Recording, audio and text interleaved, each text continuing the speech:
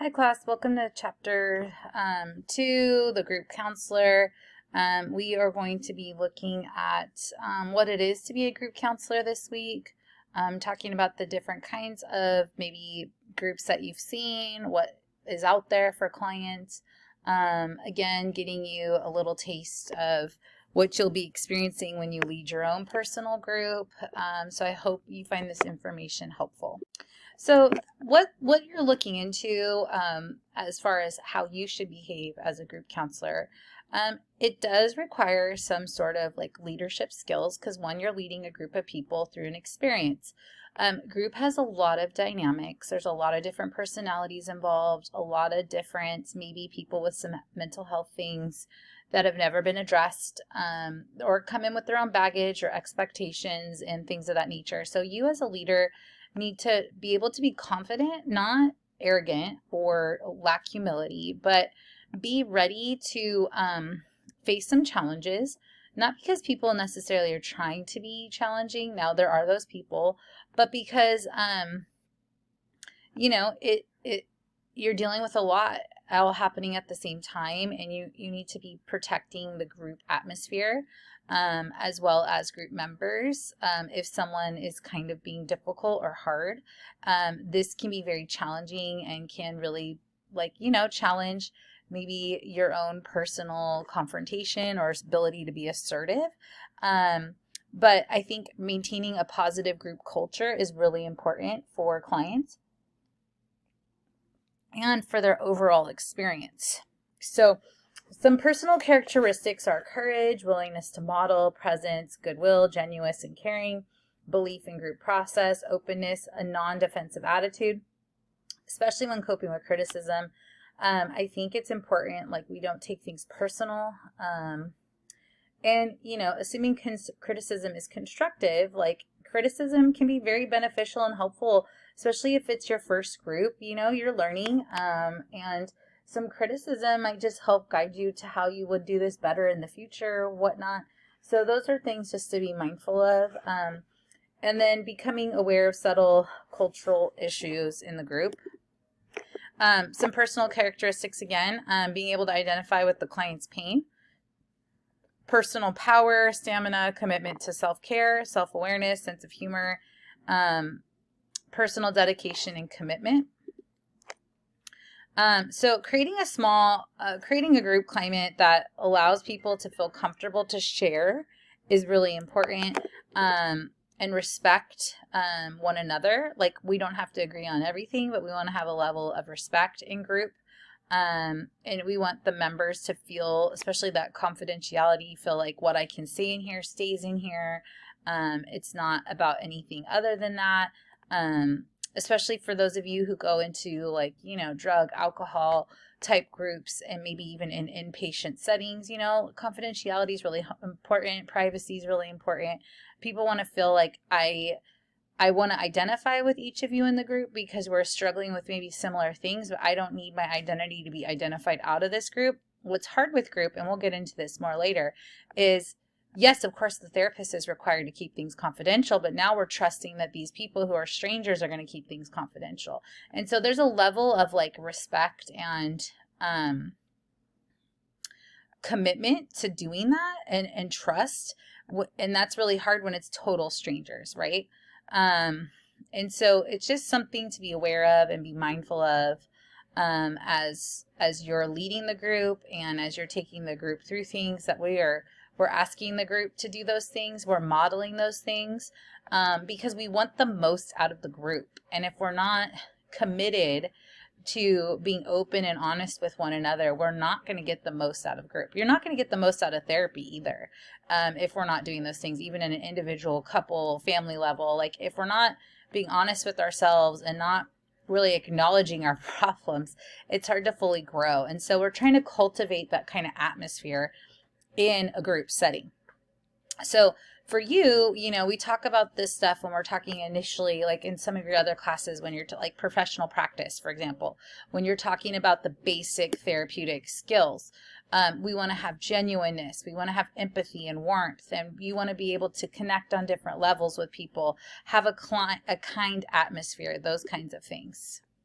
So again, developing these skills, a lot of these skills you probably have, you don't even realize you have. And so you just want to be aware of like maybe the areas you need to grow in. And so just again, not taking things personal, learning how to like, identify maybe similarities between group members in order to like connect them, or, really just feeling like who's oversharing or not sharing or taking over or shutting people down, being aware of that kind of atmosphere so that you yourself can help other people feel safe to share in the group. Active listening, a lot of these skills are great, just skills as a therapist. Active listening, reflecting, clarifying, summarizing, facilitating, confronting, linking, questioning, interpreting, empathizing. All these skills are skills that we talk about in professional practice. These are skills that we're using to refine the group, to support the group, to help the group, to guide the group, for people to feel comfortable in the group so that they can learn and grow as much as they want. Group is so cathartic. There's things that I can do individually with a client that a group could do and facilitate in such a deeper way, because it's like the client doesn't feel alone. So many of our clients feel alone in a lot of their situations, whether it be a divorce or an addiction or their anxiety or whatever it may be, trauma. They feel alone, and not in like an egocentric way, like I'm the only one who's experienced this, but more or less it's like when you're going through it and you don't know anyone else who's going through it, it just feels very isolating. And I think honestly, like that's something Satan likes. He likes us to feel isolated and ashamed or alone. And so when you go to group and you find other people struggling with similar things, it's like, oh wow, I'm not alone. And oh wow, they've experienced that too. Yeah, the situations and the stories are not at all the same, because every person is different and every circumstance is very individual. But there's probably some similarities of like, oh, I felt that, or oh, you know what? This is what I did that helped me. Like, it's just a way to grow, like iron sharpens iron, And so when you're in a group situation, like we could be in sessions forever just as individuals, but then you go in a group and you're like, oh, I learned a lot, and I learned a lot of coping techniques, and I learned these tools, and like, this would even, it even enhances individual therapy, because like the client is able to glean so much from being with the people. Okay, so just some knowledge there. Now, if you choose to have a leader, a co-leader, I think it's great. I think it's nice to not feel alone in a group, especially because you're dealing with so many people. It's kind of like you have the opportunity to play mom and dad, right? Like good cop, bad cop. But it's important, and this might be a way you start with group anyways, because maybe that person's kind of modeling for you to how to lead the group so that you can lead the group more efficiently. But I definitely think this is something for you to be aware of, that you want a good leader who has your back, you have their back, where it's not you're getting pitted against each other, because that's lame. It's not about who's the best or who everyone likes the most. It's about getting the information across. This isn't a popularity contest. This is therapy. So it can be really helpful, especially if you're feeling countertransference from somebody in the group, or you're really struggling with someone in the group. Like that person might be able to reach that person, the hard person, the other co-leader, and it creates a level of balance, right? A yin and a yang. Like it just creates this level of balance, especially if you lead well together. You're a united front, so no one can set you up against one another. And it's just a really great way to tag team and effectively lead the group. So the disadvantages, like I mentioned, is like you don't connect with your co-leader. You guys don't know the material well, or you're not meeting regularly, so you're not on the same page.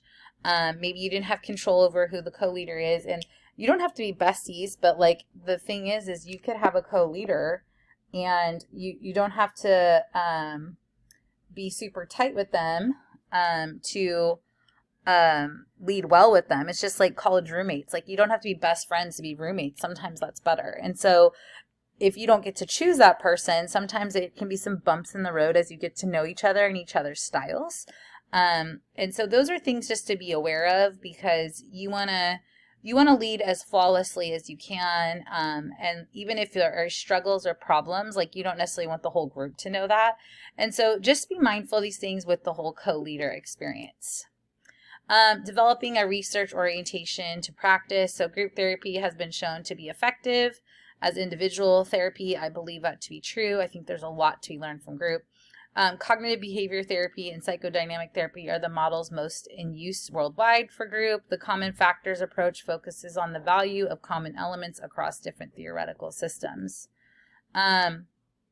Research confirms that the client-therapist relationship is central to the therapeutic change.